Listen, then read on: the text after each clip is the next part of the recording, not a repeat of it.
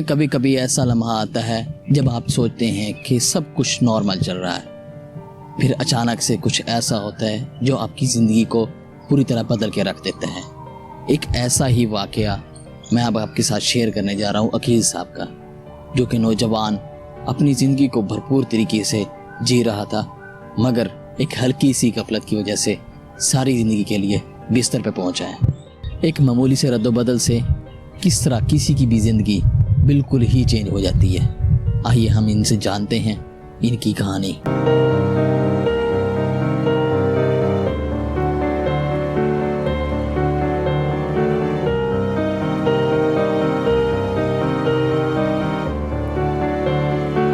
Student है, इस तरह आम रूटीन में होते हैं मिडिल क्लास के जी स्कूल में, फेडरल स्कूल में पढ़ता था।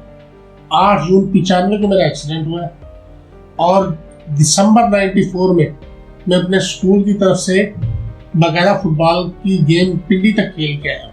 मुल्तान रीजन हम जीत गए थे। तो एक्सीडेंट के बाद फिर ज़ाहिर है जिंदगी की अक्सर बदल गई कि जो फुली फील्ड में एक्टिव इंसान है वो आके बिस्तर पे लेट गया, बल्कि ना सिर्फ खुद लेटा, इससे मेरे घर का भी सारा, ये मैं खास तौर पे कहूँगा, सारा सिस्टम वक्ती तौर पे चौक हो गया था, क्योंकि बाकी जिंदगी सारी छोड़ के हर किसी की तवज्जो इसी तरफ आ गई थी। इतना कॉमन नहीं था ये वाला मसला स्पाइनल कार्ड का। सबको यही था, इस तरह के सिंपल के जी सर पे टांके लग गए, कुछ भी, किसी को नहीं पता था कि ये इतना लंबा प्रोसेस चलेगा।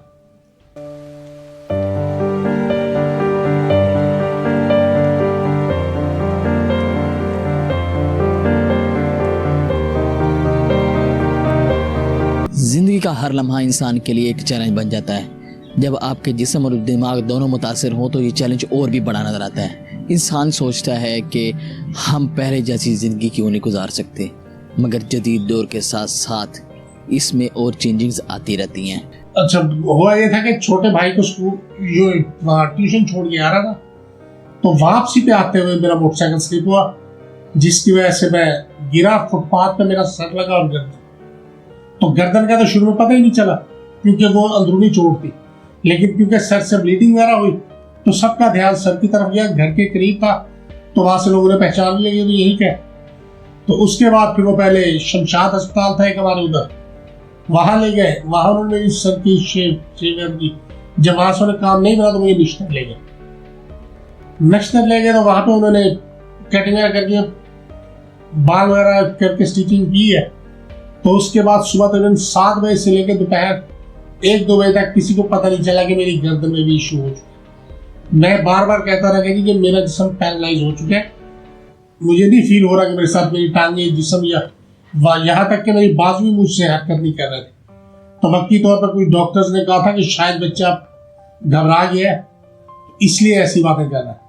लेकिन दोपहर को जानने वाले डॉक्टर आए, उन्होंने जब ये बातें की तो उन्होंने फिर मेरा MRI यानी कि कमर का करवाया, सारा एक्सरे, फिर MRI भी हुई, तो तब पता चला कि स्पाइनल कार्ड 5 में मेरे माइनर इंजरी है।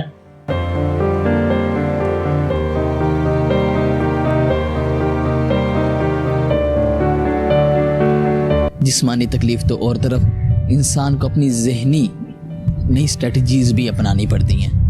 जिंदगी जाहिर है कि अगर आप खड़े होते तो जिंदगी और लेवल पे होनी थी। अब आप एक चार, बेशक कमरा अपना या कुछ भी, आप बिस्तर में 4 दीवारी में, आपको हर काम के लिए दूसरे की जरूरत पड़ती है। यहाँ तक के पानी भी पीना तो आपको बुला के पानी पीना पड़ेगा। तब तो बर वक्त मदद जिस तरह की आज हो सकता मिल जाती, उस वक्त नहीं मिली, बल्कि बताया है कि मेरे एक्सीडेंट के 4-5-6 घंटे तक भी सबका ध्यान सिर्फ सर की चोट पे रहा, किसी को पता ही नहीं चला। जो मैं कहता रहा कि मेरे जिस्म पैरालाइज है, तो उसको वो मेरा वहम या घबराना बच्चे का कह के कहते हैं कि शायद बच्चा घबरा गया, ऐसे इसकी सेंसेस बहाल होंगी तो ठीक हो जाएगा।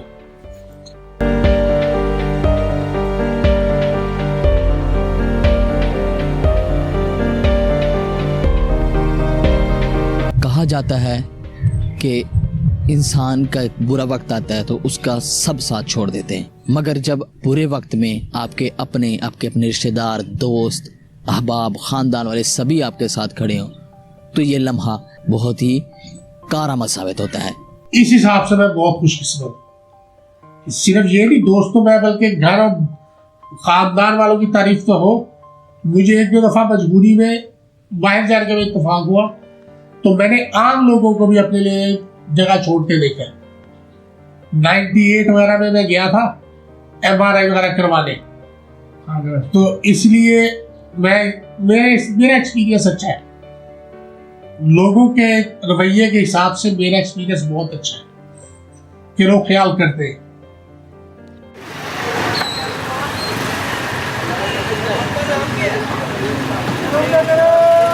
जैसे जैसे दिन गुजरते जाते हैं इंसान में मुख्तलिफ किस्म की तब्दीलियाँ आनी शुरू हो जाती हैं। शुरू में तो ये बहुत ही मुश्किल काम लगता है, मगर एक वक्त में इंसान इसको अपनाना शुरू कर देता है और इसको अपनाए हुए काम को बहुत ही सराहत मिलती है। सबसे ज़्यादा मुश्किल मेरे ख्याल से ये वही बात है कि आप ज़हन को तैयार कर लें।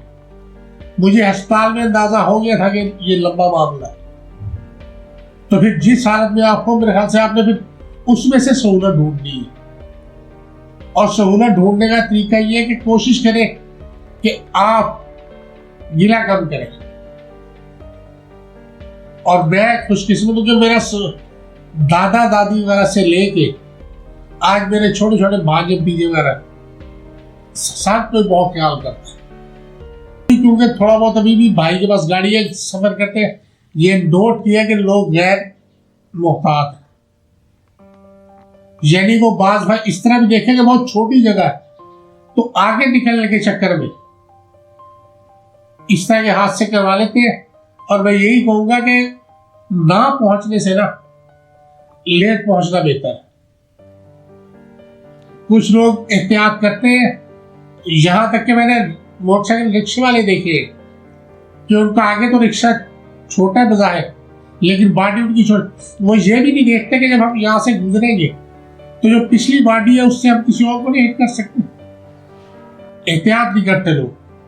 मुझे टाइम किल नहीं करना पड़ता, मेरा टाइम गुजर जाता यार। सुबह साल के 365 दिन है तो मैंने 365 दफा नहाना है। सुबह नहा के आता हूँ 7, 7:30, 8 बजे तक। उसके बाद आगे 2-4 दफा पढ़ लेते हैं, नाश्ता करते हैं। सियासत का शौक है, टीवी लगा लिए, मैच लग गया, बच्चे आ गए तो क्योंकि माशाल्लाह ज्वाइंट फैमिली में रहते हैं तो टाइम गुजरने का पता नहीं चलता। फिर मिलने वाले भी आते रहते हैं तो इसलिए टाइम का इशू नहीं है मेरा। मैं इस तरह मैं बाहर दूसरों की फरमाइश में आता कि बहुत ज़्यादा ना मैं बोल रहा हूँ और ना मुझे कोई बहुत ज़्यादा इशू है कि भाई सैर पे जाना है कुछ भी, बल्कि मैं डिले, कोई भाई वगैरह पूछते भी रहे तो मैं डिले करके जाता हूँ। यानी ये नहीं हुआ कि भाई ने कहा चैन चले तो मैं प्लान करता हूँ अच्छा जाने के लिए फिर परसों गए, तो इसलिए मेरा वो इशू नहीं है। ये कहानी एक शख्स की नहीं है बल्कि इन सब लोगों की कहानी है जो कि लापरवाही और गफलत के नतीजे में अपनी सारी ज़िंदगी एक बिस्तर पे गुजार देते हैं। और इसका अंदाज़ा तब होता है जब जिसके साथ ये वाक़या पेश आता है।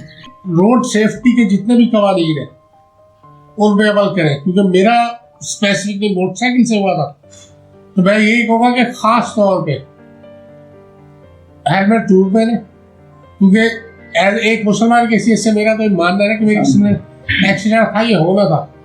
लेकिन अगर इंसानी हिसाब से सोचो, हो सकता है मैंने हेलमेट पहना हुआ होता तो मेरी गर्दन और सर महफूज रह जाते, और अगर ये दोनों चीजें महफूज रह जाती आज मेरे जिस्म पे और कोई हड्डी फ्रैक्चर नहीं है। सिर्फ स्पाइनल कॉर्ड की वजह से पिछले तकरीबन 30 साल से बेड पे हूँ। मेरी तमाम हड्डियां, तमाम जोड़ बिल्कुल नॉर्मल है। तो इसलिए खास तौर पर मोटरसाइकिल वालों के लिए कि हेलमेट जरूर पहने, और उसके अलावा जो भी ले सकते हैं मैयर प्रोटेक्शन के लिए वो ले। हमने आपको कहानी सुनाई अकील साहब की, जिन्होंने जीना सीखा, जिन्होंने एक बहुत बड़े साने के बाद पूरी ज़िंदगी बिस्तर पे गुजारने के बाद उन्होंने अपनी ज़िंदगी से तंग नहीं आए, बल्कि उन्होंने इसी चीज़ को मोटिवेशन बना के उन्होंने अपने ये इस 30 साल का अरसा गुजारा। इसलिए एहतियात कीजिए, सेफ रहिए और माशरे को बेहतर बना के रखिए।